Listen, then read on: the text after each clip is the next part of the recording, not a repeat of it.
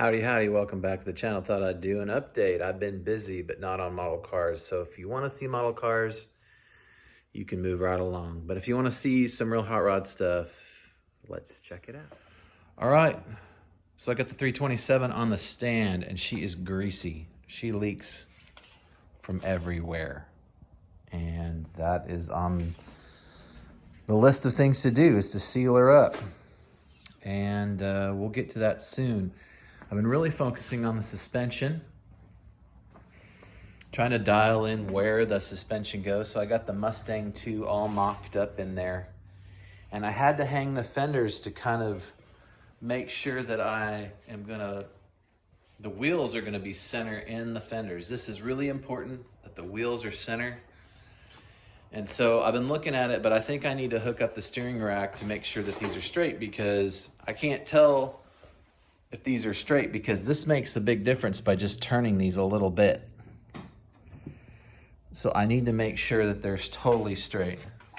That's the spare that was in this car, so it's not gonna be a yellow Steely, but it's helping me to see where it's gonna be in the wheel well. So as soon as I get the steering, and I had to bolt the fenders back on to make sure those were gonna line up correctly. So I got a couple bolts in each fender to figure out what that is. As soon as I'm satisfied with the location, I start drilling holes. So under this vice grip is a tab, under that's a tab. There's some holes here and some holes in the backside. This is a Chassis Engineering bolt-in cross member. And then all the components are Speedway motors.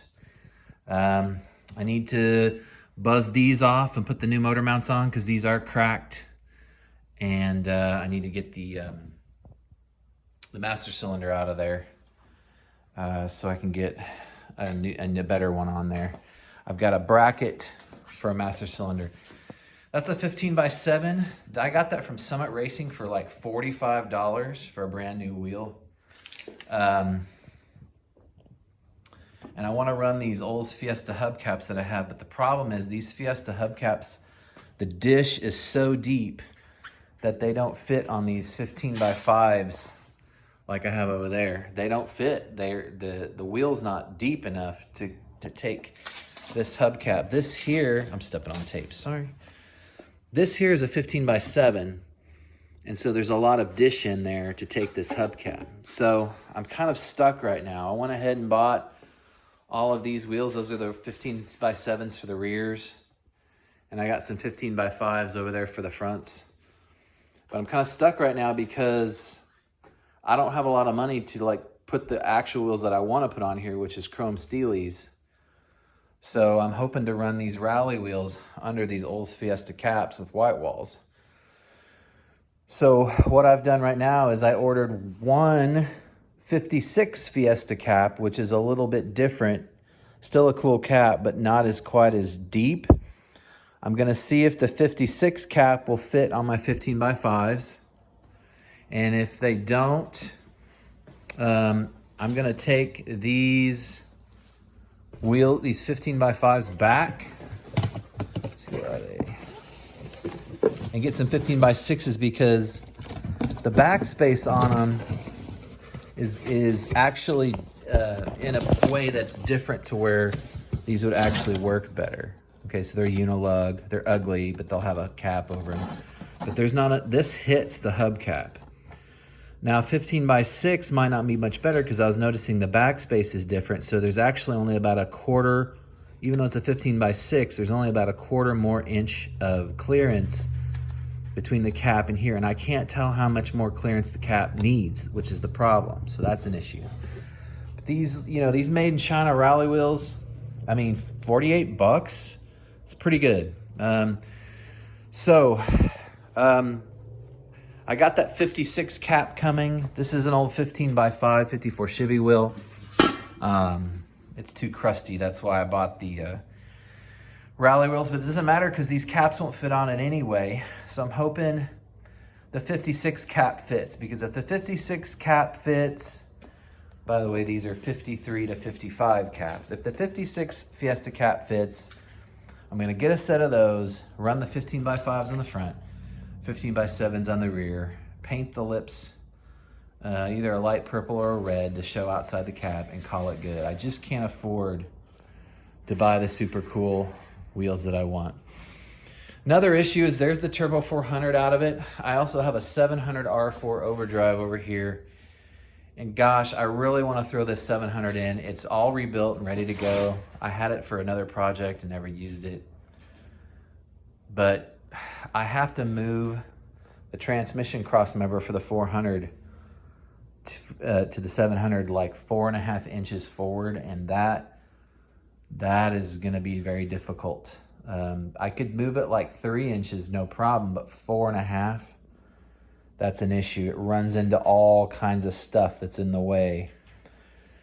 And because we're moving in 2 months, I don't know what to do. I think I might just end up throwing the 400 back in it and calling it good, even though this would be a better transmission, because that's going to require a lot of engineering under there that I don't have time to do. I already want to move the battery so the exhaust doesn't kick down under the battery. But so I got the front suspension all mocked up just to try to get this dialed in. And like I said, it's hard to see if the wheels are centered in the wheel well when they're flopping around on the spindle. So I need to attach the rack and maybe even set the toe to make sure this thing's gonna fit. Oh, I did find something pretty cool in the Summit scratch and dent section for pretty dirt cheap. These ceramic coated headers. These are for a like 67 to 85 C10 Chevrolet pickup, but I totally think they'll work for what I'm doing. And if they don't, I can easily get my money back out of them. So I think they were like 150 bucks. Those are $600 retail at Summit, and I gave 150 bucks at the Summit scratch and dent. So I got some cool headers for it. Anyway, like any project, it's slow going, but I really need to pick up the pace.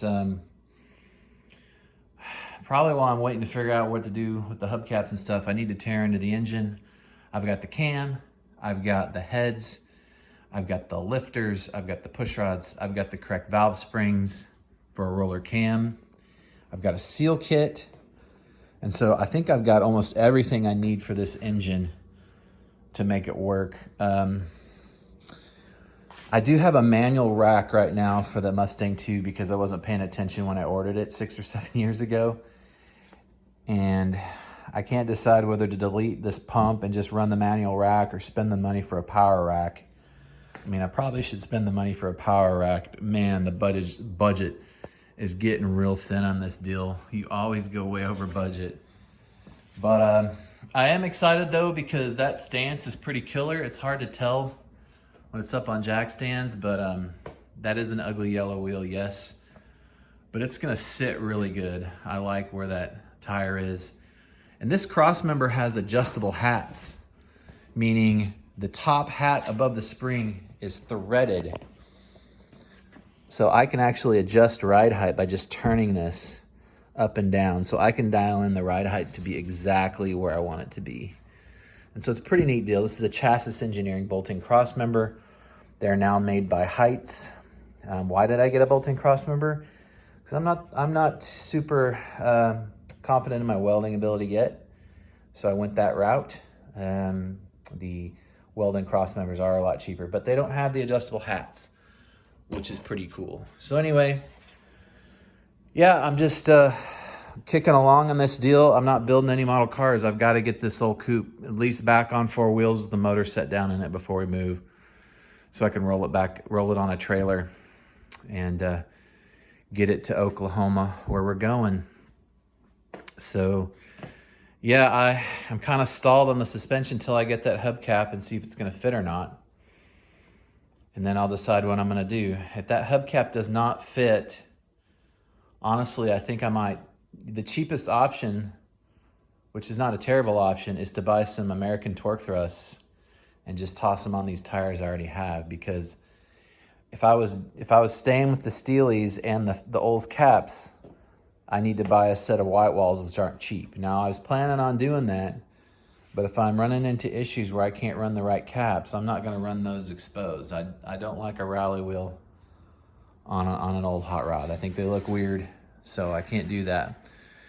Anyway, thanks for enduring my ramblings. It's been fun. It's been difficult, but I hate deadlines, and I gotta get moving on this thing, even though I've made a lot of progress. But honestly, if I didn't have a deadline, I might drag it out for 2 or 3 years. So I guess the plus is that I'll get a lot done in a short amount of time, but I don't know how much I can get done. We also have to like list our house for sale. And so this car all blown apart in the garage while people are trying to buy our house might not be a good thing, but I think I'm gonna get started on the engine because I've got all the parts for it to get it cleaned up, resealed, get the cam in it. It's a retrofit hydraulic roller. I'm not going back with a flat tappet with all the oil issues and the lifter issues that these aftermarket cam companies have been having. It's a higher lift cam. It's got aluminum heads with a smaller combustion chamber. So it's gonna bump the compression. The cam is lumpier. It should run a lot better because the motor's been pretty tame street motor. So thanks for tuning in. I don't know when I'll make a video next, but I'm not gonna be building model cars for a while. If you're a model car person, sorry about that. It's just how the life's flowing right now. I'll probably have to pack up all my model stuff pretty quick into boxes to where I won't be able to get them for a while. But you never know, I might put one out. Hey, thanks for tuning in. Take care.